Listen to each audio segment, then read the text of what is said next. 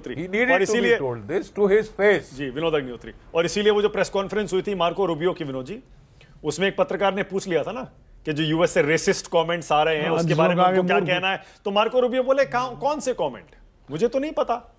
और वो वीडियो जो था उस प्रेस कॉन्फ्रेंस का, वो बाकायदा कई अमेरिकी सरकार के सोशल मीडिया अकाउंट से पोस्ट भी किया गया। बाद में जब समझ में आया कि ट्रंप के बयान की बात हो रही है और मार्को रूबियो ने ऐसे लोगों को स्टूपिड बता दिया है, कहूंगा आपके यहाँ भी स्टूपिड है, हमारे यहाँ भी तो वीडियो डिलीट करना पड़ा बाद में। पूरे हर जगह स्टूपिड बोल दिया मार्को रूबियो ने अपने प्रेसिडेंट डोनाल्ड ट्रंप को। बताइए, उन्होंने कहा कि ऐसे स्टूपिड हर जगह होते हैं, ऐसे स्टूपिड हर जगह होते हैं।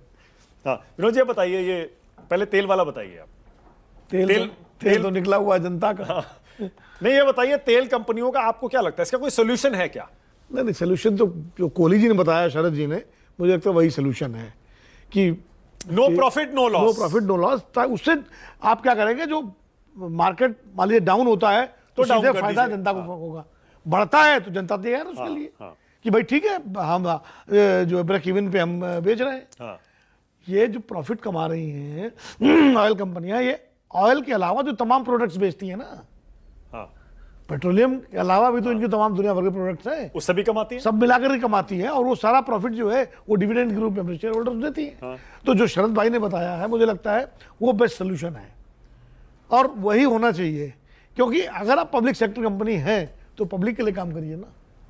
हाँ सही है, बिल्कुल, क्योंकि पब्लिक क्यों झेले? जब $25 पर बैरल और $30 पर बैरल था, तब तो आप धड़ाधड़ मुनाफा कमाए जा रहे हो और डिविडेंड बांट रही हो। ओके, मतलब बीच का रास्ता ये होगा कि एक इसको गवर्नमेंट ले ले पूरी कंपनी को, और उसके बाद ना लॉस में जाने दे ना प्रॉफिट कमाने दे। लॉस में ना जाने दे ताकि कंपनियां बंद ना हो, और प्रॉफिट भी ना कमाए। वही ब्रेक इवन वाली जो मतलब सही मायनों में जेन्युइनली मार्केट के हवाले कर दे और प्राइस को। उसका पूरा जो प्रॉफिट का अंश होगा वो पब्लिक को मिलेगा, उसका लाभ मिलेगा।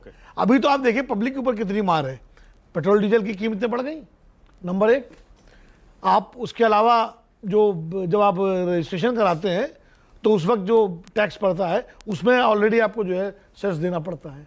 आप पेट्रोल जो डालते हो उसमें भी सेस लगा हुआ है, आप हाईवे पे जाते हो उसमें भी टोल लगा हुआ है। तो कितना कंज्यूमर को, आप एक यात्रा करिए, आप यहाँ से अगर लखनऊ जाते हैं तो आपको कितना जो है पैसा जो है देना पड़ता है, आप सोचिए, अगर बाई रोड जाते हैं तो एक, और तमाम सारे रोजमर्रा के काम जो है, हालत ये हो गई है कि ऑस्टेरिटी ठीक है, अच्छी बात है, नेताओं ने तो 2 दिन ऑस्टेरिटी दिखा दी, फोटो खींच लिया, सोशल मीडिया पे डाल दिया, उसके बाद फिर अपने काफिले चलने लगे।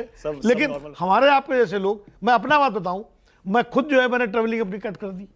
पेट्रोल इतना महंगा हो गया। ईवी लेने के बारे में सोचा है विनोद जी? नहीं, ईवी लेने के बारे में सोचा है वैसे आपने कभी? नहीं, क्यों नहीं सोचा है, लेकिन ईवी भी तो इतनी महंगी गाड़ियां हैं कि अफोर्ड कर पाएंगे नहीं कर पाएंगे, ये सारी चीजें बहुत सारे। सबसे बड़ी चीज जो ईवी एक अच्छा सोल्यूशन है। लेकिन सबसे बड़ी प्रॉब्लम ईवीज के साथ विनोद जी, दो प्रॉब्लम है। चार्जिंग की, एक चार्जिंग की है, जगह जगह चार्जिंग नहीं है, और दूसरा है कि एक बार चार्ज करने के बाद वो लिमिटेड चलती है। तो यानी लॉन्ग रूट्स पर आप उसे नहीं ले जा सकते अगर आप, क्योंकि आपको पता नहीं रास्ते में चार्जिंग मिलेगी या नहीं मिलेगी। जो आपके एक्सप्रेसवेज बन गए, हाईवेज बन गए हैं, इतने बढ़िया रास्ते हो गए कि आमतौर पर लोग रोड ट्रेवलिंग पसंद करते हैं। मैं खुद रोड ट्रेवलिंग पसंद करता हूँ।